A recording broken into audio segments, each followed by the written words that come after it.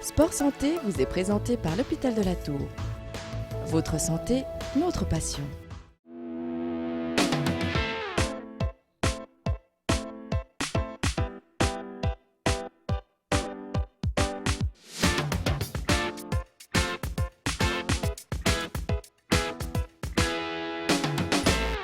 Salut à tous, bienvenue, merci d'être avec nous dans ce magazine Sport Santé. Aujourd'hui, vous allez le voir, on va s'intéresser à l'hypoxie. Tout de suite, la réponse en compagnie de Fred Gazot. Suivez-moi.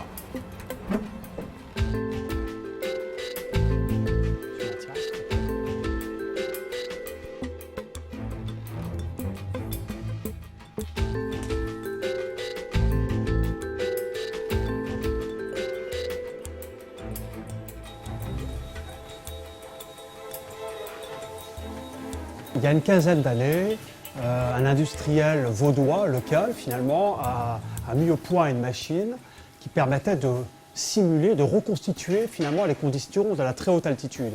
C'est des appareils qui pouvaient en fait reconstituer des altitudes jusqu'à 6000 mètres. Et donc ces appareils ont été réalisés à la base pour permettre l'entraînement et le préconditionnement des alpinistes avant de monter au Mont Blanc ou de faire la Concagua ou des grands sommets de l'Everest. La plupart de ces montagnards décrivaient, à l'issue des expositions à l'altitude, qui durent une heure en gros, des états de grand relâchement, de sentiment d'être extrêmement relax.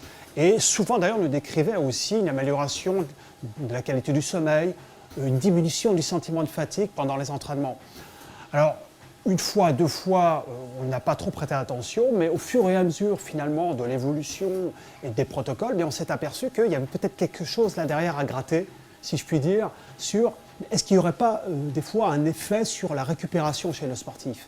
Et c'est là qu'est né finalement le système altitude, mais en position couchée.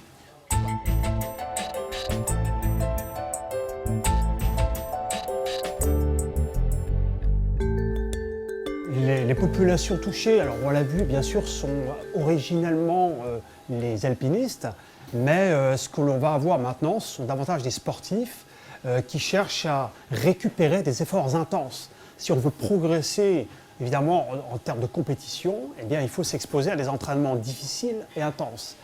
Et donc souvent on va être exposé à des problèmes de surentraînement et de blessures. Et en fait l'hypoxie, on s'est aperçu qu'elle va être extrêmement intéressante dans le cadre justement de ce processus pour lutter contre le surentraînement du sportif, qu'il soit d'ailleurs populaire, mais également professionnel et de très très haut niveau.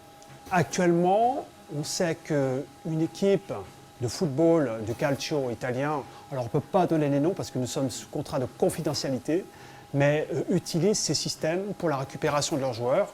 Et comme le dit le préparateur physique local, me dit, ça nous a permis de vider l'infirmerie.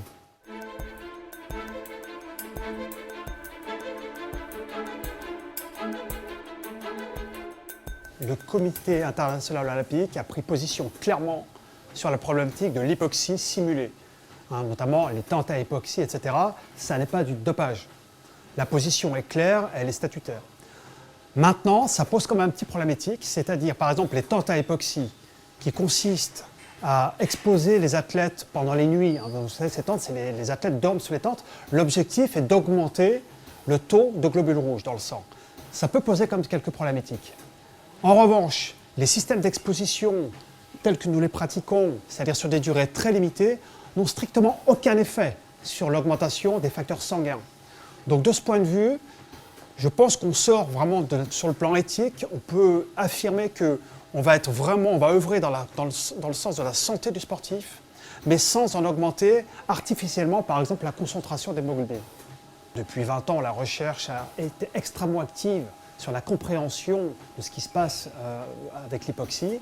Et ce que l'on sait aujourd'hui, c'est que l'hypoxie serait davantage cardioprotectrice, c'est-à-dire que les gens qui sont exposés à l'hypoxie auraient plutôt tendance à avoir une protection contre les événements traumatiques du système cardio-respiratoire.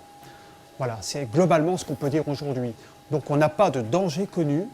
Le danger de l'hypoxie, le danger de l'altitude, c'est je dirais rester longtemps exposé aux altitudes, c'est-à-dire au moins rester 15 heures à très haute altitude peut provoquer des problèmes d'œdème pulmonaire, d'œdème cérébraux. Voilà. Mais sur des expositions courtes telles que nous les pratiquons, de moins d'1 heure, on n'a absolument aucun de ces dangers-là potentiellement qui peut intervenir. Voilà, l'hypoxie qui peut être pratiquée sous forme de préparation et même sous forme de récupération, une récupération qui m'intéresse particulièrement. On se retrouve le mois prochain pour parler sport et santé. À bientôt, ciao.